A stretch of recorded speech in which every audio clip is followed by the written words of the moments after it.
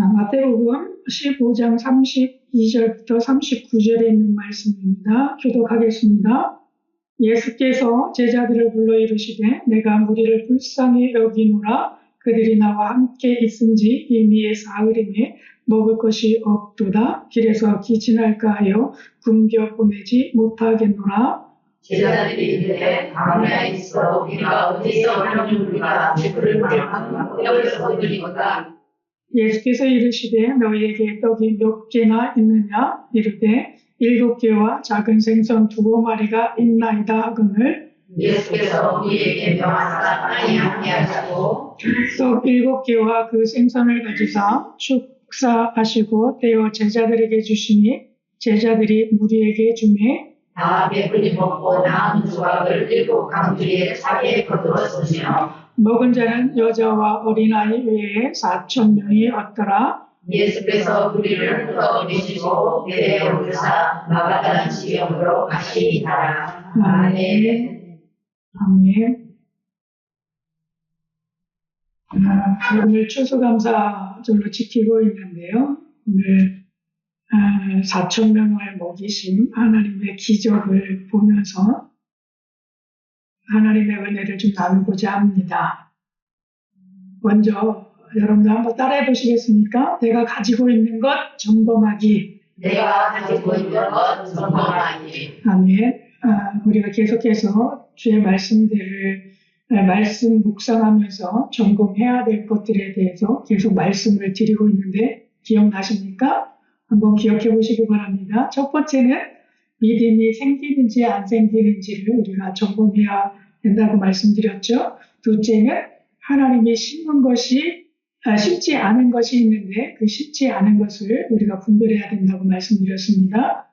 그리고 헛되게 경배하는 것들이 있는데 그런 헛되게 경배하는 것들을 우리가 점검해야 된다고 말씀드렸고 또 지난주에는 지혜가 떠오르는지에 대해서 우리가 말씀을 묵상하게 될 때 점검해야 된다라고 말씀드렸습니다. 그래서 오늘 5번째, 내가 가지고 있는 것, 그것이 무엇인지를 점검해야 된다. 이런 말씀을 좀 드리려고 합니다. 특별히 오늘 주시는 말씀을 4,000명을 먹이시는 그런 놀라운 기적에 관련되어 있는 말씀이기 때문에 이 말씀을 가지고 또 제가 묵상한 대로 하는 은혜를 나누고자 합니다. 자, 오늘 이 말씀 속에서 기적의 배경들이 있는데 이 기적의 배경은요. 오병이어의 기적이 마태복음 14장에 나와 있고 또 오늘 읽었던 칠병이어의 기적이 마태복음 15장에 나와 있습니다. 근데 이것들을 좀 비교를 해볼 필요가 있어요. 왜냐하면 이 비교할 때 좀 차이들이 있고 거기 안에서 하나님이 주시는 그런 메시지들이 좀 더 다르더라고요. 그래서 이 말씀을 기록할 때 기록의 의도들이 조금 다르다라고 하는 것을 제가 깨닫게 되어서 이 말씀을 배경을 좀 또 보려고 합니다. 오병이어 가운데에서는 예수님께서 이렇게 말씀하셨죠. 큰 무리를 불쌍히 여기노라 이렇게 말씀하셨는데 칠병이어에서는 무리를 불쌍히 여기노라 이렇게 표현하시는 모습을 보면 앞에 부분들이 거의 비슷하게 시작이 되는 것을 볼 수 있습니다.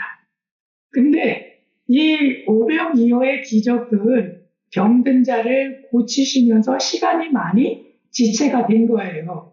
그래서 그 병자들을 막 고치고 시간이 지체되고 그래서 때가 이미 늦게 되었죠. 그래서 하루가 지나지 않았지만 그러나 아침부터 시작해서 저녁까지 병든 자를 막 고치면서 시간이 많이 지체된 거예요. 그러면서 그들을 빈들 가운데 잔디에 앉히시고 기적을 일으키시죠. 그래서 그 오병이어를 통해서 5,000명이 먹고 12바구니를 남겼다라고 하는 말씀이 바로 마태복음 14장에 있는 말씀의 배경들입니다. 15장의 배경은 이렇게 시작을 해요. 이미 3일간 굶었어요. 근데 왜 굶었는지에 대해서는 이야기는 하지 않아요. 오병이어에서는 병든 자를 고쳤기 때문에, 고치시면서 많이 지체하셨기 때문에 그렇다라고 말씀하시는데, 이미 3일씩이나 굶겨가면서 말씀을 전하셨겠죠? 아니면 병든 자도 기존에 왔기 때문에 병든 자도 치료하셨겠죠? 근데 그런 말씀들은 없어요. 하지만 3일 동안 예수님과 같이 있음을 통해서 그들이 다 굶었다. 그래서 때 아닌 금식이 아닌 굶식을 하게 되었죠. 그래서 그들에게, 그리고 3일째 되었을 때 먹을 것이 없는 것을 발견을 했어요. 그리고 예수님이 이런 말씀을 하셨어요. 이들이 그냥 가게 되면 길에서 기진할 것 같다 라고 말씀하셨습니다. 그리고 그들을 먹이셨죠. 7병2여의 기적을 통해서 먹이셨는데 무려 4,000명을 먹이시고 7 감주리를 남기셨다. 이렇게 말씀하십니다. 네, 여러분들 이거 생각해 보셨습니까? 빈들이 있어요. 빈들이 있고 또 하나는 광야가 있어요. 그리고 하나는 사막이 있어요. 그 차이점들을 아십니까? 오병이어의 기적은 빈들에서 행하신 기적이에요. 빈들이에요. 그리고 7병2어의 기적은 광야에서 기적을 일으키신 거예요. 그리고 사막은 사실 여러분들 아시다시피 아무것도 없는 그냥 모래와 그리고 뜨거운 햇빛만 있는 그런 것을 우리는 사막이라고 이야기하죠. 근데 사막에서 행한 기적은 아니세요. 근데 이 광야와 빈들, 여러분 그 차이점을 아십니까? 우리가 흔하게 우리는 열대지방에서 살지 않아가지고 이 차이들을 몰라요. 특히 광야와 사막의 차이들을 잘 구분을 못하거든요. 근데 빈들이라고 하는 것은 우리가 흔들하게 얘기할 때 우리가 사는 곳에서 아주 가까운 곳에 아주 있는 공터들이죠. 그리고 특별하게 거기에는 좀 잔디와 같은 그런 풀들이 좀 나지막하게 나 있어서 사람들이 거기에 앉을 수 있는 그러한 곳. 그러나 도시하고 조금 더 그래도 가까운 곳이에요. 도시하고 가까운 곳. 그리고 많은 사람들이 앉을 수 있는 그냥 공터 이렇게 생각하시면 좋을 것 같아요. 그런데 광야는 이것과는 좀 다른 게 좀 더 동네와는 멀리 떨어져 있습니다. 그리고 이 광야는 계곡이 있어요. 그래서 높은 계곡이 있고 또 바위가 있어요. 그래서 물이 흐르다가, 그러니까 우기철에는 물이 흐르다가 건기철에 때 말라 있어가지고 물이 흘렀던 그런 흔적들도 남아있는 곳. 그런데 건기 때에는 그냥 풀이 살아있는 풀들이 아니라 메말라 있는 풀들만 있는 곳. 그래서 그런 곳들을 가리켜서 우리는 광야라고 얘기를 해요. 거기에 보게 되면 메말르기는 했지만 나무도 있을 것이고 풀도 있을 것이고 돌도 있을 것이고 그리고 계곡도 있어서 그늘이 조금씩 있는 그러한 곳을 광야 이렇게 부르고요. 이런 것들이 아무것도 없는 그냥 모래와 뜨거운 햇빛만 있는 그런 것을 사막 이렇게 부른 거예요. 그러니까 예수님의 기적이 지금 이 7병2어의 기적을 하는데 광야예요. 도시하고 떨어져 있는 곳이에요. 그늘이 있어서 약간 피할 수는 있지만 그러나 먹을 것을 찾기에는 더 힘든 상황이지요. 도시로 빨리 가서 사 먹을 수 있는 환경이 아니에요. 한참 떨어져 있기 때문에 그 일들을 행할 수가 없어요. 그리고 무려 3일이나 지나고 있습니다. 그랬을 때 예수님의 말씀이 뭐였습니까? 굶겨 보내지 못하겠노라 라고 하는 이 표현의 말씀을 하고 계세요.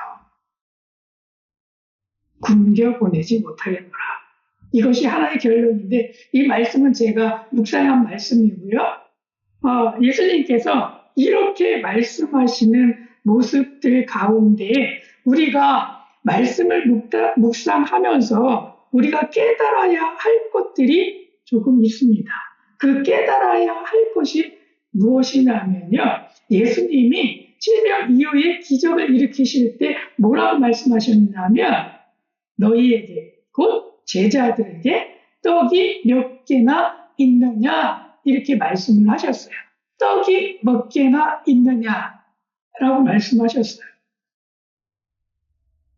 오병이어의 기적하고는 조금 다른 모습입니다. 오병이어의 기적은 너희가 먹을 것을 주어라 라고 말씀하시면서 그들이 우리가 가지고 있는 것은 떡 5개와 물고기 2마리입니다.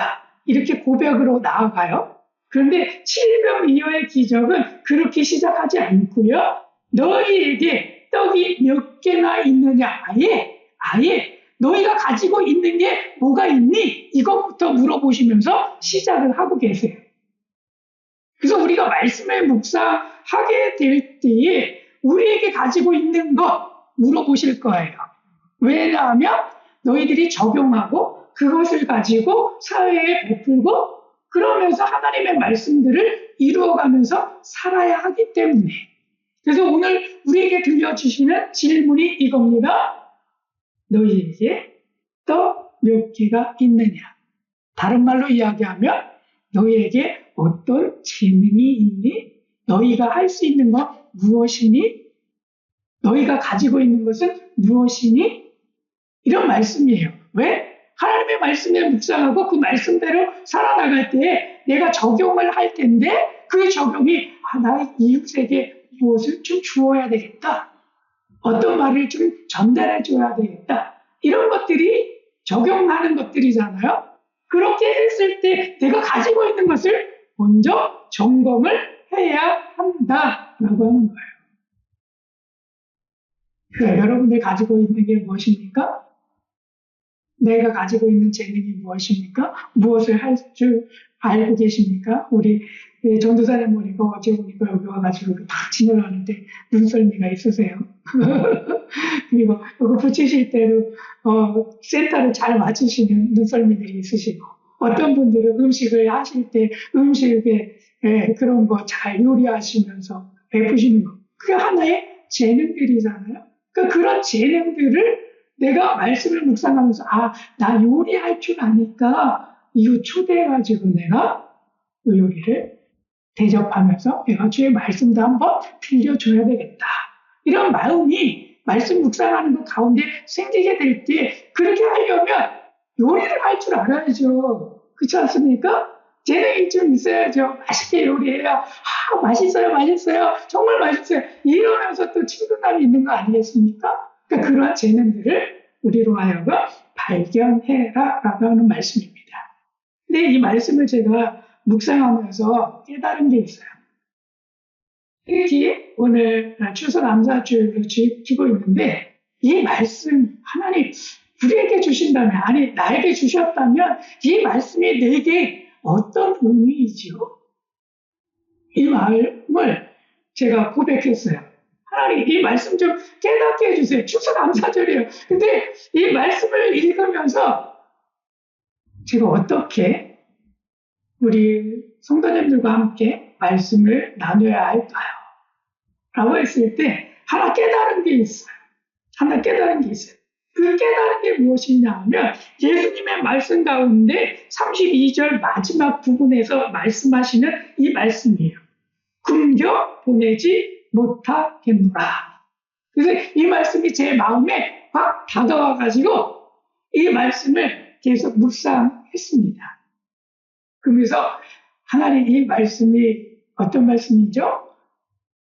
분명하게 지혜가 떠오르는지 믿음이 생기는지 이런 것들 분명히 점검하라고 말씀을 하셨는데 하나님 이 말씀이 지혜가 지금 떠오르지 않고 있어요.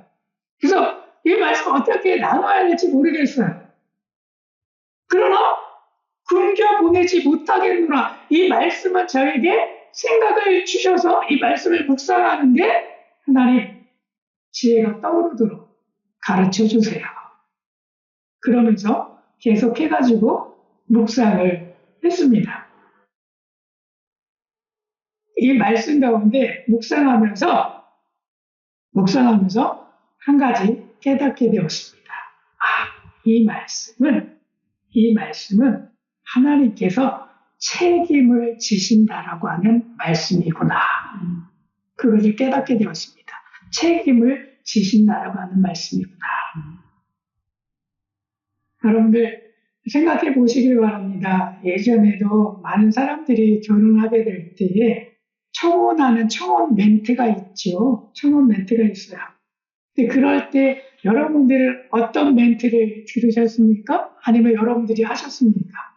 어떤 멘트를 하셨습니까? 대부분 많은 사람들이 이렇게 이야기하는 것들을 제가 들었습니다. 한 입을 같이 씁시다. 이렇게 해요. 그러면 무슨 뜻입니까? 결혼하자. 이런 뜻이겠죠? 그렇죠? 근데 요즘에는 젊은 사람들에게 있어서 청혼하는 멘트들이 이런 거래요. 기다려줘서 고마워. 한평생 꽃길만 걷자. 사랑해. 이렇게 얘기한답니다. 또 다른 사람이 이렇게 얘기한대요. 매일 더 사랑하고 행복한 여자로 만들어줄게. 사랑해. 결혼해주세요. 이렇게 표현한답니다. 근데 제가 제 부모님을 볼 때 제 부모님들에게는 이런 멘트를 많이 하셨다라고 얘기를 들었어요.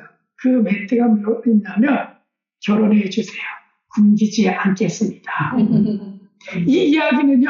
누구에게 많이 했느냐 하면 당사자에게 한 것보다도 그 집에 가서 부모님에게 그렇게 할 때에 결혼시켜 주십시오.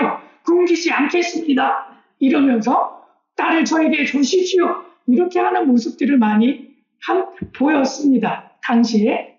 그런 것들처럼 굶기지 않겠습니다라고 하는 이 표현이 생각나더라고요. 그래서 그 뜻은 무엇입니까? 그의 부모에게 가서 굶기지 않겠습니다라고 하는 것은 책임을 제가 지겠습니다.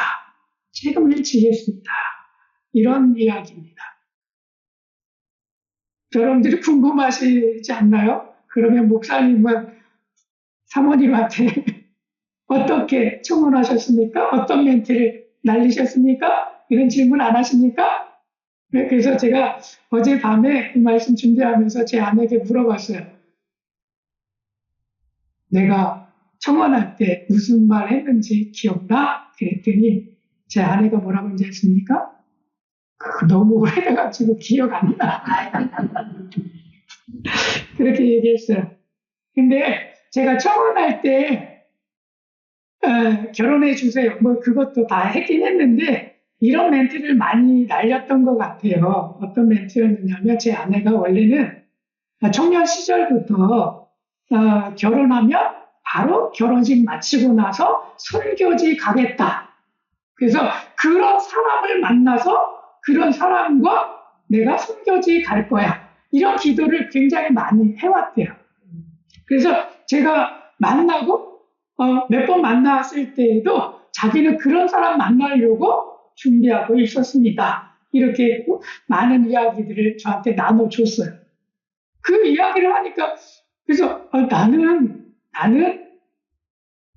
목회를 하려고 신학 공부하고 그렇게 살아왔는데 설교지에 간다라고 하는 것은 한 번도 내가 생각해보지 않았어요. 그렇게 이야기를 했어요. 그러면서 이 사람한테서 내가 결혼해 주세요. 이 이야기를 하려니까 너무너무 힘든 거예요. 결혼하자마자 설교지 가겠다라고 하는 사람한테 내가 붙잡고 결혼해 주세요 하려면 어떻게 해야 되지? 그러면서 제가 이런 멘트들을 좀 많이 나누었던 것 같아요. 나는 비록 선교지 간다라고 하는 것 한 번도 생각해 보지 않았지만 만약에 우리가 좋은 만남으로 결혼하게 된다면 아마 그 꿈을 잊지 않았으면 좋겠습니다. 그 꿈을 버리지 않았으면 좋겠습니다. 하나님께서 내게 은혜를 주신다라고 한다면, 내게 선교해야 된다라고 하는 그런 마음을 주신다라고 한다면, 저는 기꺼이 그 길을 가겠습니다. 그 멘트를 날렸어요. 왜냐하면 선교지 간다고 하니까. 그래서 그리고 또 다음에 만났을 때는 또 이런 멘트를 날렸던 것 같아요. 한 사람보다 두 사람일 때 더 큰 일들을 이루어갈 수 있습니다. 1 플러스 1은 2이지만 1 플러스 1이 3이 될 수 있고 1 플러스 1이 4가 될 수 있습니다. 그 이야기를 했던 것 같아요. 근데 이 약속은 지켰죠? 이 약속은 다 지켰습니다. 여러분, 1 플러스 1이 2가 돼서 1 플러스 1이 4가 됐어요. 그죠? 4가 됐어요. 네, 4가 됐어요. 그리고 그 꿈 포기하지 않고 저하고 결혼해서 저도 선교사의 삶을 16년씩이나 살아왔습니다. 책임지고 있죠? 책임지고 있죠? 어쨌든 청원할 때 그런 멘트들 했는데 하나도 빠짐없이 다 지켜오는 것 같습니다.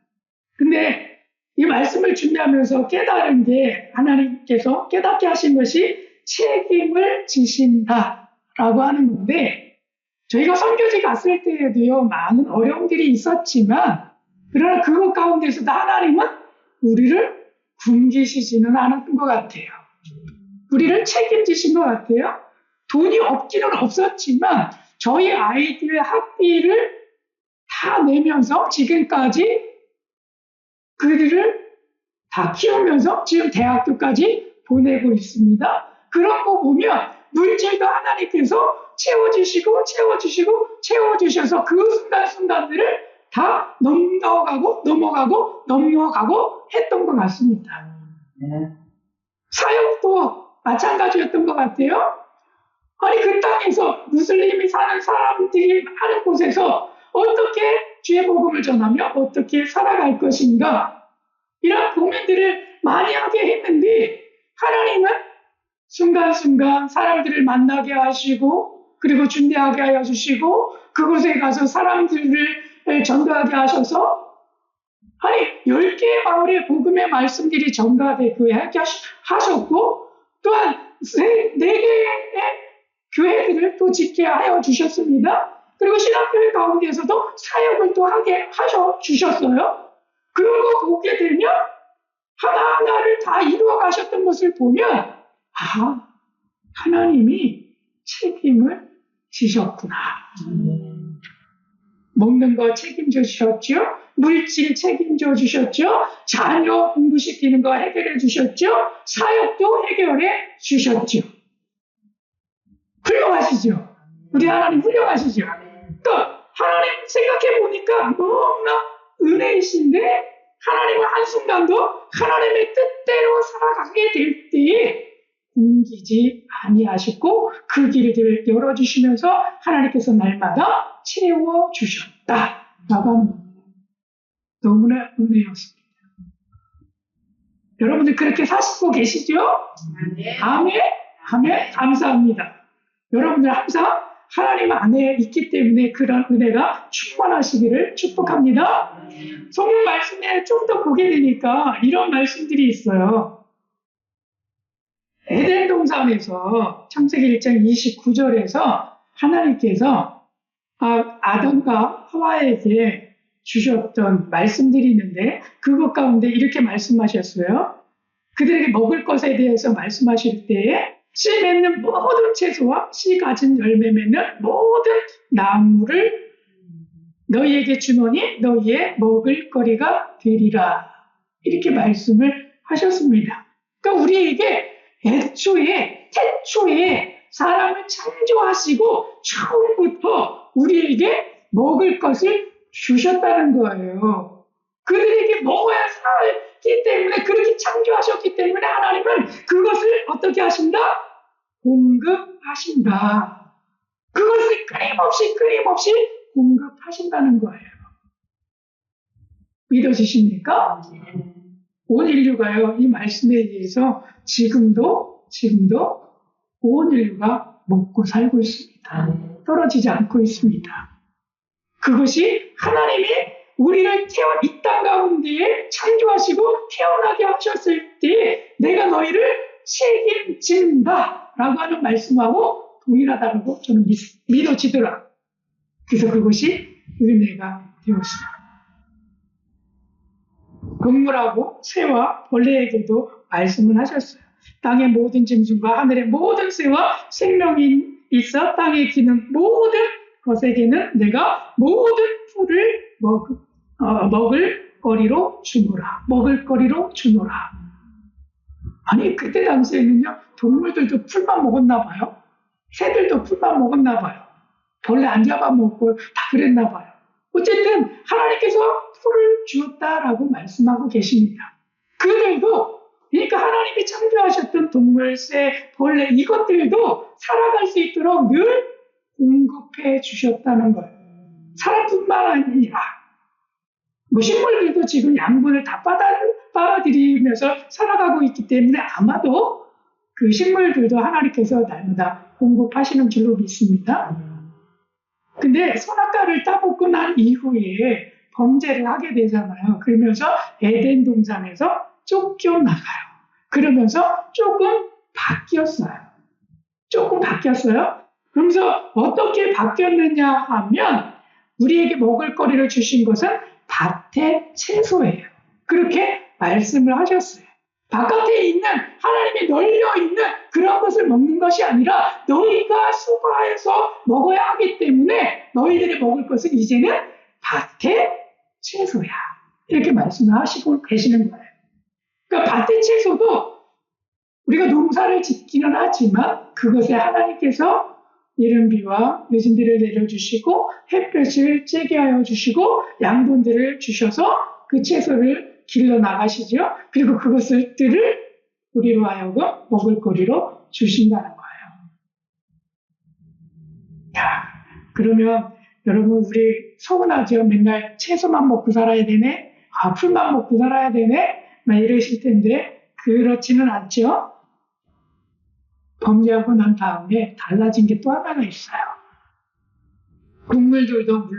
동물들도 물론 창조하셨을 때에는 풀만 먹고 살 수 있었지만 그러나 동물들도 동물을 잡아먹게 되는 그러한 육식 동물이 생기는 이유들은 여기에 있다라고 보는데요. 범죄하고 난 이후에 물로 심판을 내렸죠. 그래서 노아의 홍수가 있었죠. 그 다음부터 완전히 환경이 바뀌게 되었어요. 바뀌게 됐어요. 그래서 그 환경이 바뀐 것을 통해서 하나님 우리에게 너희들이 육식, 고기를 먹을 수 있도록 허락해 주셨죠. 그래서 그 고기를 우리가 지금도 먹고 있습니다. 그래서 고기도 공급해 주시죠. 네. 그런 것처럼 사람에게도 고기를 주시는 것처럼 동물들이 동물을 잡아먹게 되면 그러한 육식동물들이 그때부터 생긴 것 같습니다. 우리 먹을거리들이 그렇게 변화됐어요. 자, 범죄하고 난 이후에 우리의 먹을거리가 조금 변화가 생겼는데 앞으로 미래사회가 된다고 한다면 우리는 어떨까요? 그 미래사회도 여러분 우리의 먹을거리들을 하나님은 공급해 주실까요? 안 해주실까요? 많은 사람들이 염려하는 것 중에 하나가 기후변화가 있어서 이제 먹을 것이 없어질 거야. 산업사회가 많이 일어나서 많은 사람들이 이제는 일을 하지 못하고 기계들이 다 할 거야. 그리고 요즘에는 AI가 많이 발달해서 사람들이 더 일할 수 있는 환경들이 적어져.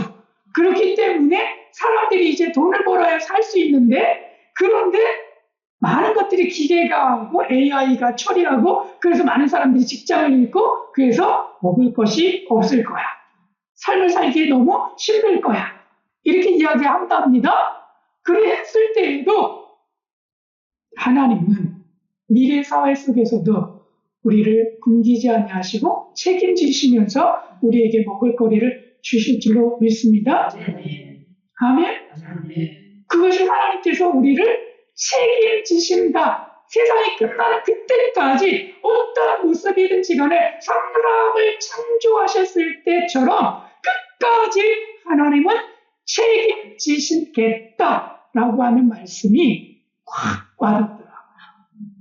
그래서 이 말씀에 위로가 되시길 축복합니다. 왜냐하면 나를 책임지신다니까. 근심하고 염려하지 마십시오. 잠시 잠깐 우리가 직장이 없어서 일을 못 나간다 할지라도 여러분 염려하지 마십시오. 그럼에도 불구하고 하나님은 우리를 책임지실 줄로 믿습니다. 뭐 조금 안 된다고 할 수는 있습니다. 그러나 하나님은 우리를 끝까지 책임지셔서 하나님께서 하나님의 영광을 드러내실 줄로 믿습니다. 그러므로 이 말씀에 위로가 되어지기를 축복합니다. 이 말씀에 소망이 되어지기를 축복합니다. 이 말씀에 하나님의 은혜가 충만하시기를 축복합니다. 아멘.